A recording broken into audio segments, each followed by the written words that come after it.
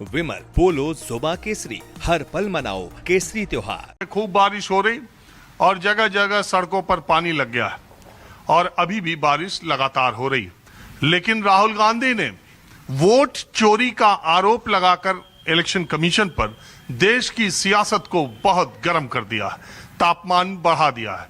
कर्नाटक के दौरे पर गए राहुल गांधी ने यह बात कही कि प्रधानमंत्री नरेंद्र मोदी 25 सीटें उनको जीतने के लिए चाहिए थी, अगर वो हार जाते तो प्रधानमंत्री नहीं बनते, और ये 25 सीटें वोटों की चोरी करके हासिल की गई हैं। अब तक का चुनाव आयोग पर सबसे बड़ा हमला राहुल गांधी ने किया है। देश में गांव में, छोटे कस्बों में, छोटे जिलों में, बड़ी जगहों पर, चाय की दुकान, चौपाल पर, हर जगह आजकल ये चर्चा चल रही है कि राहुल गांधी के आरोपों में कितना दम है। भारतीय जनता पार्टी राहुल गांधी पर हमलावर है। उसका ये कहना है कि अगर चुनाव आयोग पर वो सवाल उठा रहे हैं तो पहले उन्हें इस्तीफा देना चाहिए। जिन राज्यों में कांग्रेस पार्टी की सरकार है उन्हें इस्तीफा देना चाहिए। दूसरी तरफ चुनाव आयोग कह रहा है कि आप एफिडेविट दीजिए। राहुल गांधी कह रहे हैं कि एफिडेविट मेरा देश की जनता के सामने, मैंने तथ्य सामने रख दिया। उधर समाजवादी पार्टी के नेता अखिलेश यादव ने कहा कि हमने तो एफिडेविट दे रखा है 18,000 वोटों के खातिर, उस पर चुनाव आयोग ने क्या एक्शन लिया। दुनिया के सबसे बड़े लोकतंत्र में सबसे बड़ी चर्चा वोट की चोरी की होने लगी है, और गांव में, चौपाल पर, लोगों के बीच में क्या चर्चा है। देखिए, मैं बात कर रहा हूं और इधर सोशल मीडिया पर कोई वीडियो ताऊ देख रहे हैं जिस पर इसी तरह की चर्चा सियासी हो रही है। तो मैं ये कह रहा हूं कि राहुल गांधी जो ये आरोप पहले भी लगाते रहे और अब वो कह रहे हैं कि मेरे पास सबूत है, मैंने रिसर्च करके दिखा दिया। आप लोगों को उनके आरोपों पर कितना यकीन है? और दूसरा, हाल के दिनों में चुनाव आयोग के लेकर जो चर्चा चल रही है उस पर आप लोग क्या सोचते हैं? ये राजीव गांधी जो आरोप लगा रहे हैं बिल्कुल सत्य लगा रहे हैं। राहुल गांधी जब बंगाल में चुनाव हुए थे, कोई आदमी मेरे पास आया था कि भाई बंगाल चलो। मैं क्यों? तो वहाँ होटल में रहना है और कुछ वोट। मगर भैया वहाँ का तब मुझे कोई ABCD का नहीं पता, मैं क्यों वोट डालूंगा? मेरा वहाँ क्या मतलब है? हालांकि आज वो सज्जन रहे नहीं, वे कोरोना में चले गए। तो ये तो पहले से होता आ रहा, किसी को पता नहीं। अभी जी वहाँ बता रहे हैं बिहार में, मुजफ्फरपुर में एक मकान में 250 वोट है। अब मकान तो एक मालिक का होता है, जैसे प्रधान का हो या मेरा मकान हो, उसमें सभी जाति है, क्रिश्चियन भी है, भूमिहार भी है, ठाकुर भी है, पंडित भी है, मिश्रा भी है, दो चौबे भी है, सभी है। ऐसे एक मकान में ऐसे कैसे आ जाएंगे? आपके यहाँ आपको आया था कि चलो बंगाल में वोट देने, एक वोट के लिए आपको बंगाल ले जा रहा था? वो तो सब अपने अपने एक स्कूल इकट्ठे कर रहे हैं ना।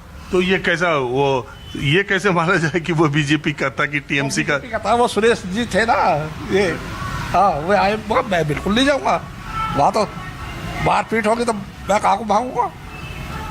अच्छा, एक बात और, शरद पवार ने प्रेस कॉन्फ्रेंस करके कह दी कि महाराष्ट्र चुनाव से पहले उनके पास 2 लोग आए थे जिन्होंने कहा 160 सीट जीतने का प्रबंध। वो भी खबर आपको मालूम है? अरे शरद पवार ने तो अभी बोला, वो भी आपको पता चल गया? हाँ जी, पता चल गया। वही सुन के तो आप नहीं बोल रहे कि हमें भी मंगा। ये चला हरियाणा में भी ऐसे हुआ, फिर हरियाणा से छोड़ के फिर महाराष्ट्र में चले गए, और फिर जहाँ चुनाव होगा बिहार में वहां भी ऐसे पहुंचेंगे। बिहार में वे लोग ऐसे तो आपको लग रहा है कि बीजेपी जितनी जगह जीत रही वो एक दिन ये आएगा, बीजेपी ये कह देगी भाई तुम्हें वोट डालने की जरूरत नहीं है, जब हम जीत कर क्यों खर्चा करवा रहे हो?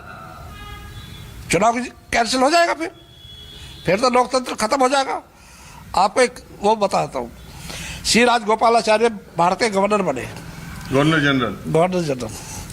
तो जब संविधान लिखा जा रहा था, तब मतदान का वो चैप्टर लिखा जा रहा था, तब उन्होंने कहा कि किसानों को, मजदूरों को, अनपढ़ों को बाहर कर दो।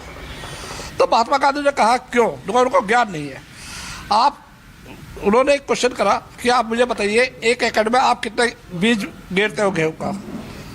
जब किसान को बीज का पता है कि 1 एकड़ में इतना बीज डाला जाता है और इतनी नमी होती है खेत बोने के लिए, तो वोट डालने के लिए अच्छा बुरा तो सब जानते हैं कि भाई फला आदमी गलत है, फला आदमी सही है, तो वोट डालने को तो कोई ज़्यादा बांटने की जरूरत नहीं है। तो ये तो शुरू से ही करते आ रहे हैं। और फिर श्री राजगोपालाचार्य कांग्रेस छोड़ के अलग हो गए, मद्रास के चीफ मिनिस्टर बन गए।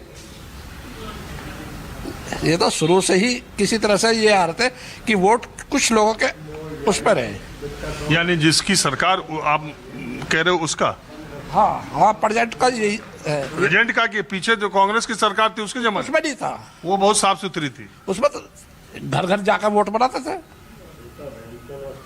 अच्छा ये बता दो आप, अगर आपके गांव में अभी चुनाव हो जाए, ईमानदारी बता दो, खड़े होके हाथ उठवा दे तो कौन पार्टी जीतेगी?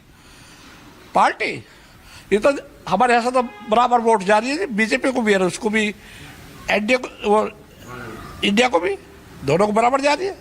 हमारे यहाँ से तो 10-5 वोट का इधर, 10-5 वोट इधर। गांव गए तो ऐसे ही। गाँव गैल ऐसा है।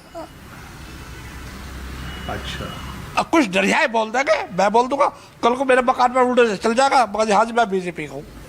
अरे आप तो ऐसे बता रहे हो कि बीजेपी के खिलाफ जो बोल देगा उस पर बुलडोजर चल रहा। ये तो गुप्त, अरे जो अपराध करेगा जिसका कुछ ये तो गुप्त मतदान तो नहीं करा है। एक भाई किसी को दे रहा, पिताजी किसी को दे रहे, वाइफ किसी को दे रही है, ये गुप्त मतदान तो नहीं है। तो आप किस पार्टी के? वैसे मैं तो सबका हूँ जी, मैं तो आदमी को वोट देता हूँ, मैं पार्टी का वो नहीं। मैं तो बीजेपी की नहीं है, बीजेपी के खिलाफ वाले हैं। नहीं बीजेपी में सुरेंद्र नागर, नवाज नागर को वोट दिया मैंने, सुरेंद्र नागर को वोट दिया, वे भाजपा के, ऐसा नहीं है।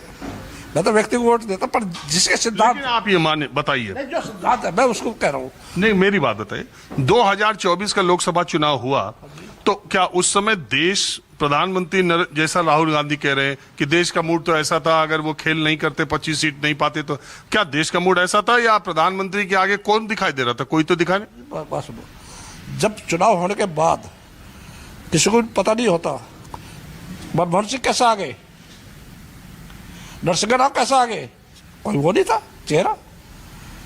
देवगौड़ा कैसे आ गए, इंद्र कुमार गुजराल कैसे आ गए। तो जब सत्ता आती है, सीट, बड़ी सीट खाली नहीं होती, उस पद को भरा जाता है। चलिए आपका ये मानना है।